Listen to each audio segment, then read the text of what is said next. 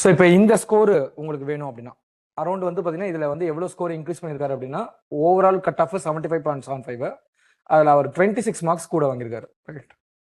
இப்போ இதுக்கு முக்கியமான காரணம் என்ன அப்படின்னா ஒன்று இங்கிலீஷு, தென் வந்து பார்த்தீங்கன்னா அந்த கரண்ட் அஃபேர்ஸோட ஸ்ட்ராட்டஜி, அப்புறம் லெட்டர் ரைட்டிங். இந்த மூணுமே இருக்கணும். இந்த மூணுமே இருந்ததுன்னா நம்ம அந்த ஸ்கோர் வந்து ரீச் பண்ணலாம், ஈஸியாக கிளியர் பண்ணலாம். ரைட். அப்போ இந்த மூணுமே வேணும் அப்படின்னா இதுக்கு ஒரு மெயின்ஸ் கோர்ஸ் நம்ம ஸ்டார்ட் பண்ணுறோம். ஸோ அதாவது பேங்கிங் மெயின்ஸ் கோர்ஸ் மட்டும் தனியாக.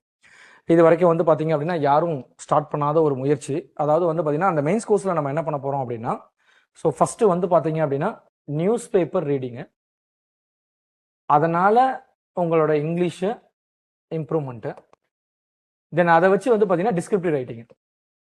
ஸோ இந்த 3 பார்ட்டுமே நிறைய ஃபோக்கஸ் பண்ண போகிறோம்.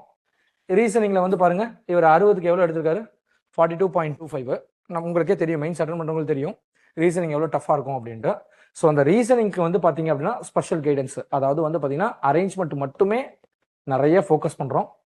அதுக்கப்புறம் வந்து பார்த்தீங்க அப்படின்னா critical reasoning, statement assumption, statement argument, இந்த கிரிட்டிக்கல் ரீசனிங்கை நிறைய கான்சன்ட்ரேட் பண்ணுறோம். அப்புறம் டேட்டா இன்டர்பிரேஷன், அதாவது மேக்ஸில் டிஏஏ மட்டும் வந்து பார்த்தீங்கன்னா நிறைய கான்சன்ட்ரேட் பண்ணுறோம். ஸோ இந்த மாதிரி அடுத்து வரக்கூடிய மெயின்ஸ் ப்ரோக்ராமை எப்போ வருது அப்படின்றத டீட்டெயில்ஸ் வந்து நெக்ஸ்ட் வீடியோவில் பார்க்கலாம். பட் அதுக்கு முன்னாடி இந்த மாதிரி ப்ரோக்ராமை வந்து பார்த்தீங்க அப்படின்னா கன்சைஸ் பண்ணி ஒரு மெயின்ஸ் ப்ரோக்ராம் கண்டக்ட் பண்ண போகிறோம். இது யாருக்காக அப்படின்னா முழுக்க முழுக்க ரிப்பீட்டர்ஸ். இதுக்கு வரையும் வந்து பார்த்தீங்கன்னா ப்ரிலிம்ஸ் படிச்சிருப்பாங்க, மெயின்ஸ் வராமல் வந்திருக்கும் ரிசல்ட்டு. சில பேருக்கு ப்ரிலிம்ஸே வராமல் வந்திருக்கும், ரொம்ப வருஷமாக படிச்சிருப்பாங்க. ஸோ அவங்களுக்காக வந்து பார்த்தீங்கன்னா இந்த கோர்ஸை ஸ்டார்ட் பண்ணுறோம்.